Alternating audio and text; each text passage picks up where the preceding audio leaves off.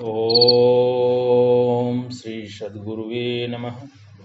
नित्यशुद्धं निराभासं निराकारं निरंजनं नित्यबोधं चिदानन्दं गुरु ब्रह्म नमाम्यहम्। श्रुति स्मृति पुराणानाम् आलयं करुणालयं नमामि भगवत्पादं शंकरं लोकशंकरम्। शंकरं शंकराचार्यं केशवं बादरायणं सूत्रभाष्यकृतौ वन्दे भगवन्तौ पुनः पुनः। ओम शांति शांति शांति। प्रणाम भगवान। भगवान आज आनंद रस रत्नाकर में विषय है ब्रह्म विद्या का वक्ता आश्चर्य है। इसमें स्वामी श्री अखंडानंद जी महाराज ने बताया कि जब भी परमात्मा के विषय में सत्संग होता है या कहीं पर चर्चा होती है या श्रवण करने की इच्छा होती है तो वह जो ईश्वर है, वह जो परमात्मा है, तत्क्षण ही इसी हृदय में प्रकट हो जाता है। तो कहते हैं कि श्रीमद् भागवत में बताया गया है कि जब हृदय में ईश्वर विषयक चर्चा श्रवण करने की इच्छा होती है तो ईश्वर तत्क्षण हृदय में आकर बैठ जाता है। असल में ईश्वर की कृपा जन्म जन्म के पुण्य सत्कर्मों का परिपाक और गुरु की कृपा, असल में ईश्वर की कृपा जन्म जन्म के पुण्य सत्कर्मों का परिपाक और गुरु की कृपा अपने हृदय में शुभेच्छा हुए तब वेदांत सुनने को मिलता है। बहुत बढ़िया भगवान। और सुनने के बाद समझ में आवे, यह और भी एक कृपा की बात है। क्या बात कही है भगवान कि जो वेदांत श्रवण की जो चर्चा होती है, श्रवण करने का सौभाग्य प्राप्त होता है, सत्संग करने का जो सुअवसर प्राप्त होता है वेदांत का, यह बता रहे हैं कि ऐसे कौन से सौभाग्यशाली लोग हैं जिनको वेदांत सुनने को मिलता है। तो बताते हैं कि ईश्वर की कृपा होवे, जन्म जन्म के कई जन्मों के पुण्य सत्कर्मों का परिपाक होवे और गुरु की कृपा होवे और हृदय में शुभेच्छा होवे। शुभेच्छा तभी होगा जब अंतःकरण शुद्ध होगा, तभी यह वेदांत की कथा सुनने को मिलती है। और सुनने के बाद वह अच्छी तरह से पच जाए, समझ में आ जाए, यह और भी एक बहुत बड़ी कृपा की बात है।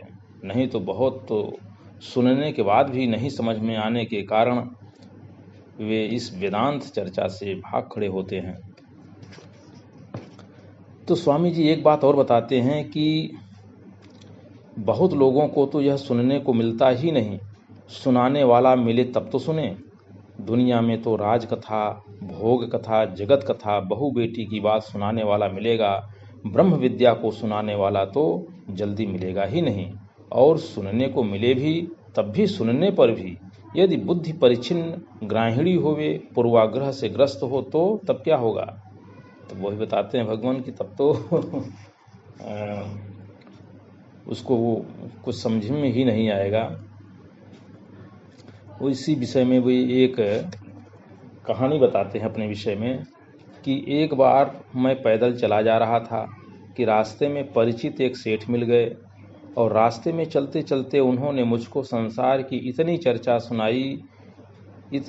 सुनाई, इतना राग सुनाया, इतना द्वेष सुनाया, इतने गुण दोष सुनाए कि हमको तो सुन करके आश्चर्य हो गया कि इन लोगों का दिमाग कितना पक्का होता है कि इतने राग द्वेष के वातावरण में रहते हैं।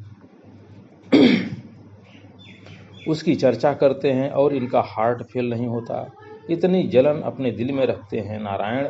उनके लिए तो उनमें यह दोष है, उनमें यह दोष है, संसार में सब दोष है, गुण की कोई चर्चा ही नहीं। हम लोग तो ऐसा सुन नहीं सकते। अरे इसमें परब्रह्म परमात्मा है, यह बात तो भूल गई।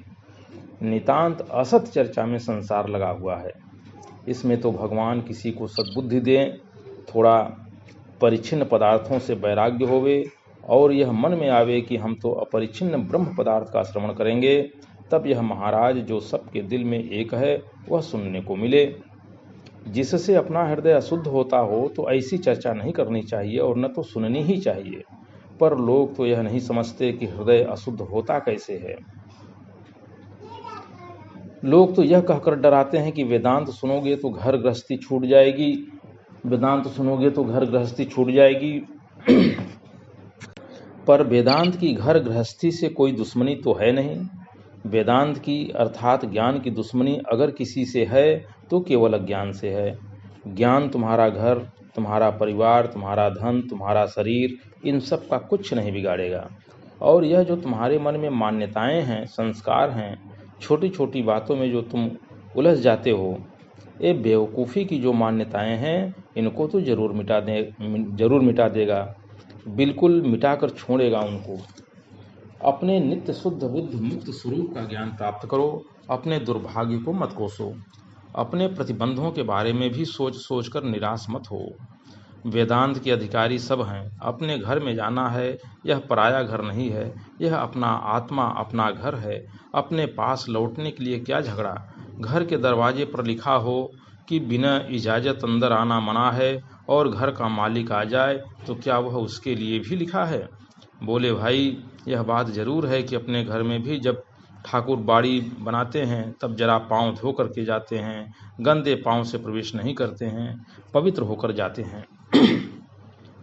तो वेदांत श्रवण के लिए पवित्र बुद्धि से आओ, ईर्ष्या द्वेष कलुषित बुद्धि से नहीं, राग द्वेष कलुषित बुद्धि से नहीं, अहंता ममता से कलुषित बुद्धि से नहीं। इस वेदांत विद्या का जो वक्ता है वह बहुत ही आश्चर्य है।